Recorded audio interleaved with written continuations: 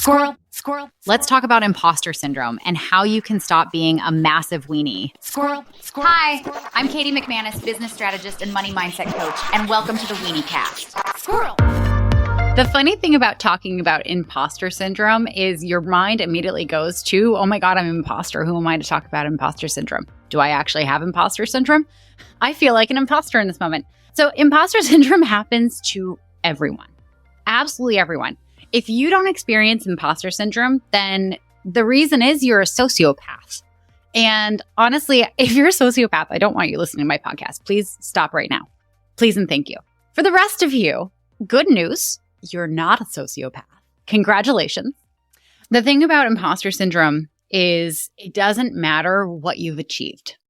It doesn't matter how many degrees you have, how long you've been working in your field, how many accolades you've gotten for your good work. It will still hit you, right? Imposter syndrome likes to come at you immediately after you've achieved something big. My clients, when they hit their first $10,000 month, they have what I call the 10K meltdown. Because their mind goes to, okay, I accomplished this once. Now I have to accomplish it every single month going forward. And they immediately start doubting if they're going to be able to do it. They start questioning their abilities. They start questioning the quality of the work that they're providing their clients. They immediately become afraid that people aren't going to be happy enough with what they're providing. Imposter syndrome also likes to come at you when you're sick, when you're tired, when you're hangry, if you've been injured, basically any time where you're not 100%. That's when those saboteur, like nasty Nelly voices like to come out and tell you all the things that you do wrong and all the reasons you're not qualified or good enough and blah, blah, blah, blah, blah, blah, blah. So just a reminder for when the next time you're injured, this sounds like an injury, like lawyer commercial at this moment. Like, are you injured? Are you hangry? Did you not get enough sleep last night? Blah, blah, blah. That's when your imposter syndrome is going to be its worst. That is when that voice is going to start churning about all the bad things that could happen to you. And I want you to have a lot of compassion for yourself in those moments.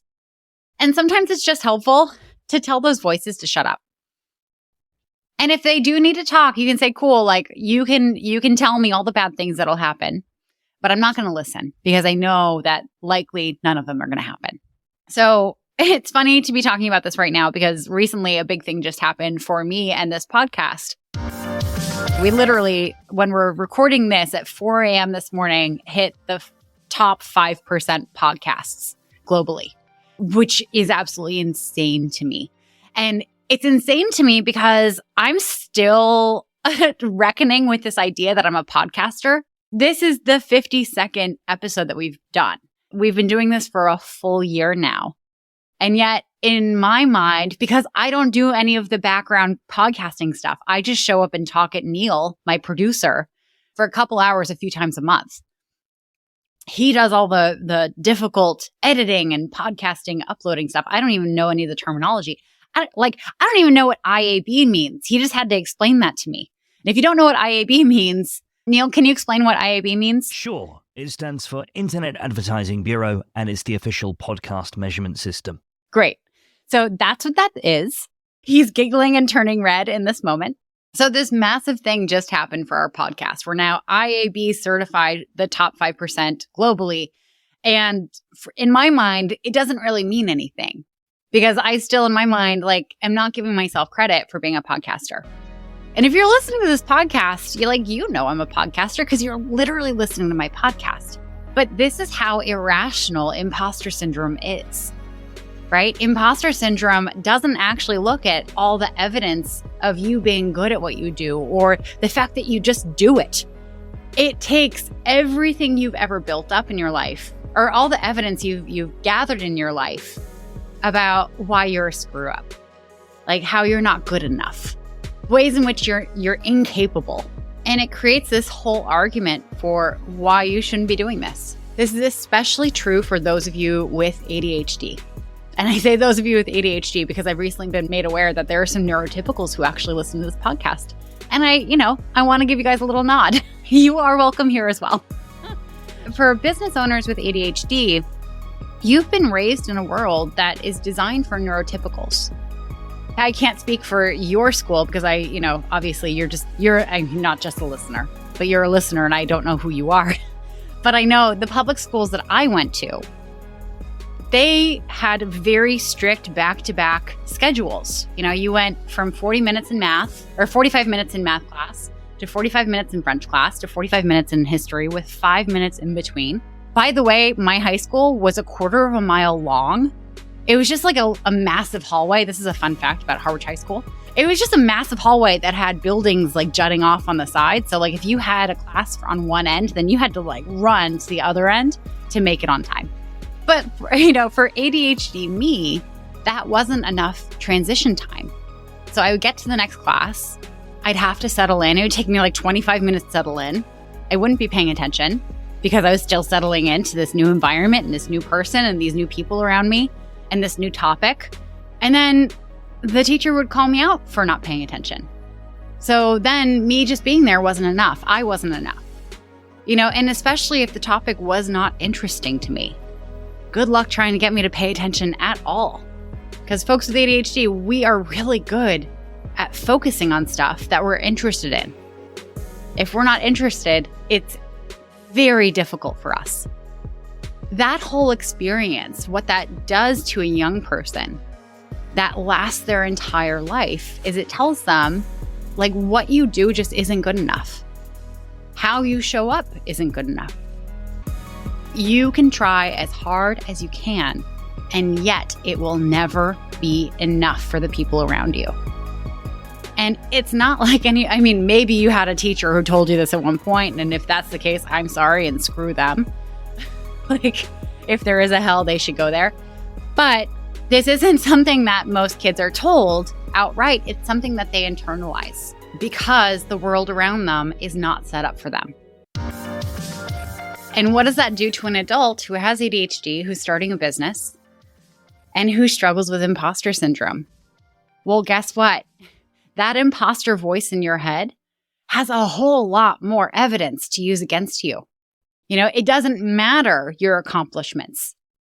Because if you're never going to be good enough for anything, like, it could all go away. There's this term that is used in the coaching community, or at least the coactive coaching community where I got trained. And it's called like emotional jet lag, right? Emotional and mental jet lag. So I want you to imagine you work in a corporate job and you've been promoted to CEO, and yet in your mind, you still feel like you're a director. You still feel like there should be people telling you what to do. You need approval from others when you are the person that is giving approval. Your mind hasn't caught up with your change in status. Your mind hasn't caught up with the change in circumstances and your role in the world now. This happens for business owners too. It's especially hard when you've spent a few years struggling to make this business work. And all of a sudden it's working. And you're making money and you have happy clients and you're growing your team. And yet, emotionally and mentally, you're going to be operating like you're still in that struggle. Like it's still live or die. Like every decision is live or die. Every dollar you bring in is critical because you're still jet lagged back to the struggle times. If this is happening for you, I want you to know you're not crazy. This is normal. This happens to all of us. Again, if you're not a sociopath. And if you're still listening and you're a sociopath, go away. I told you. As they say in Mean Girls, you can't sit with us. The real danger of imposter syndrome is if you believe it, if you let it run your life, it will keep you from doing incredible things. There's this term, it's Australian, it's called tall poppy syndrome. It's a metaphor based on, if you want to have a garden full of beautiful uniform poppies, what happens if one of those poppies gets too tall? You have to lop it off. You have to cut it off. You have to bring it down a notch. Apparently, this happens a lot in Australia. So if you're in Australia, don't do this to yourself, especially. But we do this to ourselves, and this is what imposter syndrome will do to you. When you start having some success, because you have this jet lag around your own success and you don't identify with it and you feel like you're fooling everyone. This is a major trick that you're pulling, or a major con that you're pulling on the whole world, that they now believe that you're capable in this way when you're actually not. You will actually do things to sabotage your own further success. You will keep yourself from getting too tall. You will turn down opportunities to grow your business, your impact, and your income. This happened to me this past year. I was approached by two people who I greatly admire, wanting to start a business with me. Two separate businesses. And I literally had to go through several sessions with my therapist around this belief that they don't oh, hold on. I'm getting flustered just talking about this. I had to have several sessions with my therapist just because I felt like I had tricked them. I felt like these people who've known me for years, who've been friends with me and colleagues of mine for years, were mistaken in the expertise that I bring to the table. And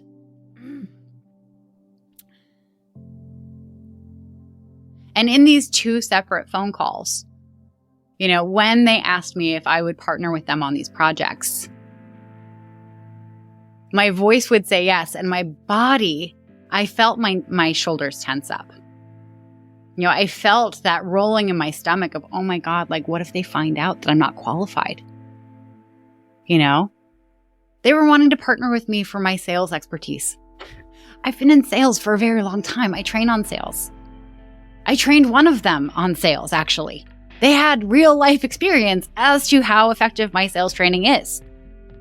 And yet, my imposter syndrome had me freaking out that they would be disappointed, that I wouldn't be good enough, right? Even though I had very clear evidence that I am good enough, that I am capable, and that they have enough evidence to be able to make this decision and not regret it.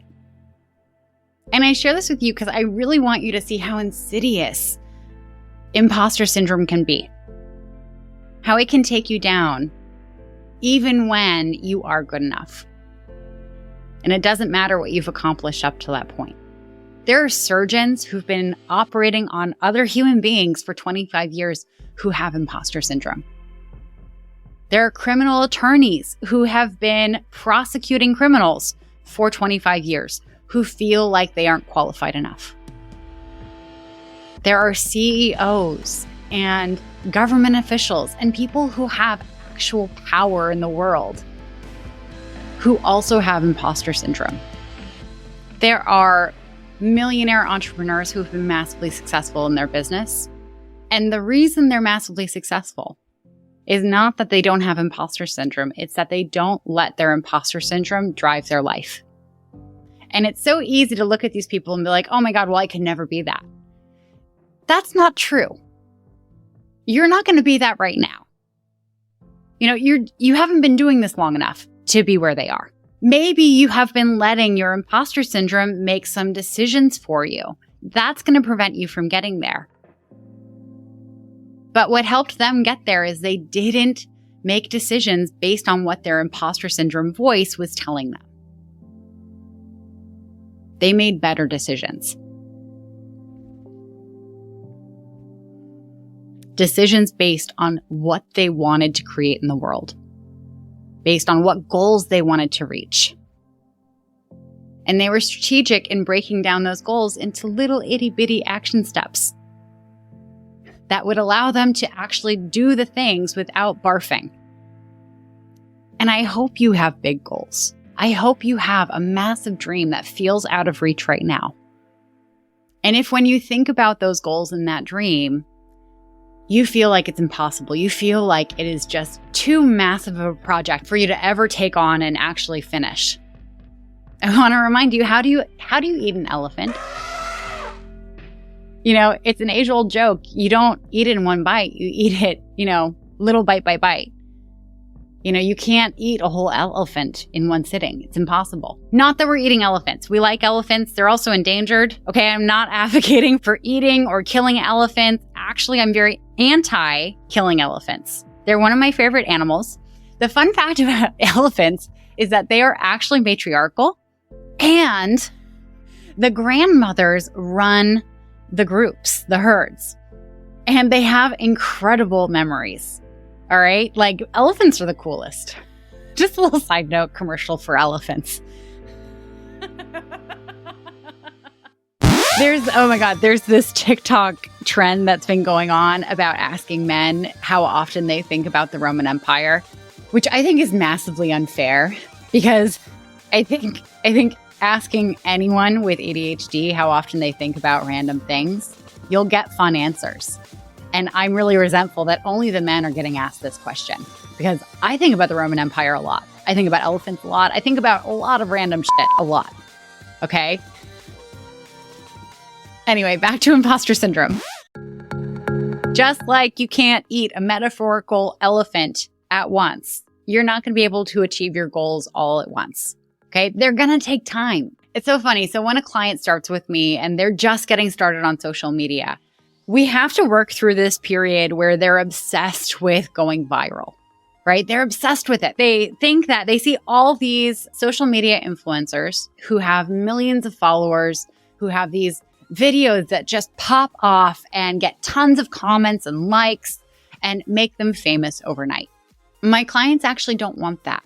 That's actually not going to be good for their businesses, right? It's also going to be really damaging to their psyche. I want you to imagine, you've never done public speaking before. And maybe you're not even afraid of public speaking. You just haven't done it. And your first public speaking event is in front of 20,000 people. That is going to really freak you the out. Maybe so much that you screw it up. Maybe so much that you don't go out on stage. Going viral too soon can actually prevent you from showing up afterwards. But if you were to speak in front of 200 people first, and then 500 people, and then 1,000 people, and then 5,000 people, that incremental growth, your mind and your emotions will be able to keep up with it. You'll be able to recover from that jet lag. If you want your imposter syndrome to completely kick off, then go viral. And I'll be honest, my very first podcast, I was terrified of recording. I love going live. I love doing video content because I have direct comments. I can kind of see how people are reacting to this.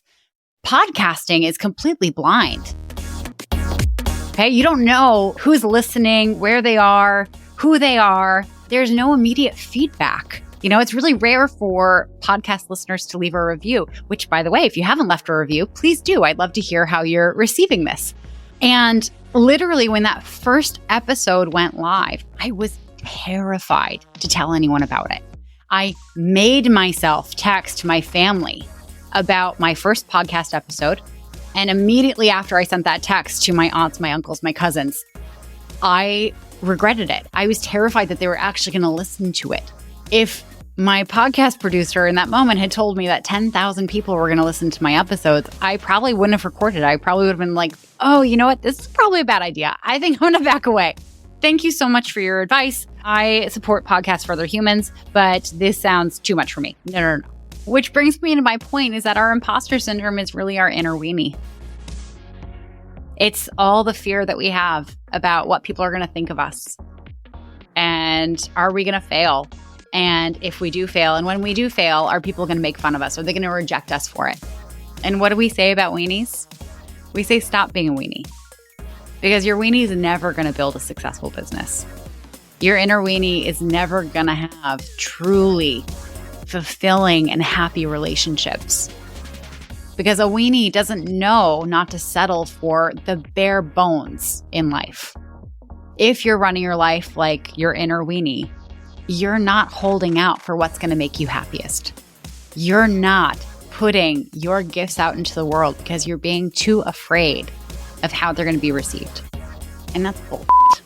We don't want that. Because what is it that Dr. Seuss says? There's no one who's more youer than you.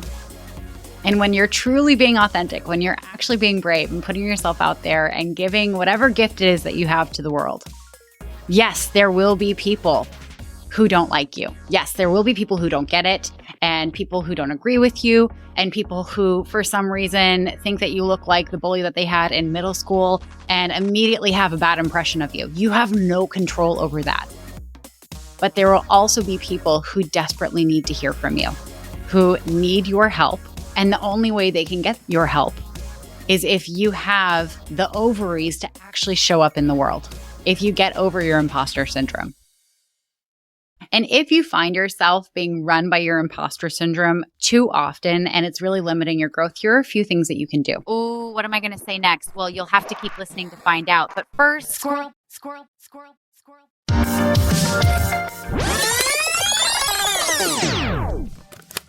And if you find yourself being run by your imposter syndrome too often and it's really limiting your growth, here are a few things that you can do. Number one, I want you to make a list of everything that you're freaking out about, everything that you're worried you're not good enough at, anything that you feel like you lack, anything that feels like it is the danger zone for you reaching your goals. I want you to go through this list and I want you to cross out the shit that's not true. Like, you can absolutely be afraid that you're going to start a bakery and it's going to burn down. However, like, that's the reason we have fire codes in this country and in most countries. Like, you know, we have fire codes to prevent buildings from burning down. Unless you have a hobby as an arsonist, it's unlikely that your bakery is going to burn down, okay? And of course, you can do things to prevent that, like having a sprinkler system, maybe having your bakery right next to the fire station. Who knows? You know, I think that's actually a great business strategy because firefighters do like baked goods. Anyway, so you're going to, back to the exercise. You're going to cross off the absolute ridiculous fears that are coming up for you, okay? They're gone. Next, you're going to look at the items on this list that are actually things that you lack, okay? So like, for instance, if you want to be a movie animator, you know, you want to create like the next Frozen or Tangled or, you know, other Disney film, because I can't think of anything that's not Disney. You probably need to learn how to animate. So if you don't know how to animate, you should probably add that to the list of things that you need to do, like go to animation school. Might be helpful. Likewise, say you need a capital investment. Say to start your business, you know that you need $10,000 to cover the base expenses. Great. You're going to have to go and find that. That is actually on, you know, an item to put on your shopping list. Then you're going to look for the stuff that you already have. And there's going to be a lot of things that you actually already have, you're already capable of, you don't actually need to worry about. And then, honestly, you're going to look at the list of things that you need to do or you need to get, and you're going to get to work. You're going to go and get them, or you're going to go and do them. The next thing that you can do to get over imposter syndrome, you know, I reference burn books a lot because I love the movie Mean Girls. Anyway, I'm a firm believer that we all need to be collecting a brag book about ourselves. All your accomplishments, all the compliments that you get from people, any client testimonials, any good reviews you got from back in the day when you worked at JOB. You know, maybe a paper from college that you got an A+ on and your professor was really impressed with. You know, folks with ADHD, we have a little issue with object permanence. You know, it's one of the reasons why I stopped pre-buying Christmas presents, because I would buy them for people and then I would hide them in really amazing hiding spots that they wouldn't find, even though I doubt these people are going to be coming through my house and like going through my linen closet. And then come Christmas time, I'd be like, oh my God, I have to go get these people presents. Like, why didn't I do this beforehand? And then come, like, let's not even say spring cleaning, because we all know I do not do spring cleaning. It does not happen. All right. Yeah, we're not going to go there. I'm not even going to lie to you and say, oh, when I spring clean. When I go to move from that place to another place, I discover all these things that I hid on myself. That once they were out of sight, they ceased to exist to me. This happens with actual objects for us. So imagine what happens with like memories of things. memories of the time that you did really well at work, memories of the testimonials that you get from happy clients. You're gonna forget all these incredible things that you've done. It's natural. You're more predisposed to it because you have ADHD. So something that you can spend some time on one weekend, and if you have kids, this is actually a great thing to do with your kids and your teenagers, is start brag books together. They can be scrapbooky, they can be online, but anytime you feel like you're being run by your inner weenie, that imposter syndrome, you go back to this brag book and you remind yourself, you're actually better than good enough. You have a lot of evidence showing how capable and smart and talented you are. And lastly, this exercise sounds a little weird, but it actually works. So when you have your imposter syndrome running, it's usually that you're emotionally dysregulated. Okay. So emotional dysregulation means that you're feeling anxiety, you're feeling fear. There's a lot of stuff going on. It means that the logical part of your brain is offline. So a really simple way to get your logical brain online or back online is to do things like Sudoku, or to download one of those sheets that our math teachers used to give out when they were feeling lazy about doing homework or teaching a lesson. You know, the ones that have 100 different little simple math problems. And it's 4 times 16 equals blank. 16 divided by 3 equals what? And go through and do all these simple math problems. Your brain, once it starts doing a logical task, will actually kick back into its logical thinking mode. And it'll help you get out of that emotional dysregulation. And a perk of this one, especially if you have kids, is you're going to be up on your math. So when they need help with their homework, you're going to remember how to do stuff.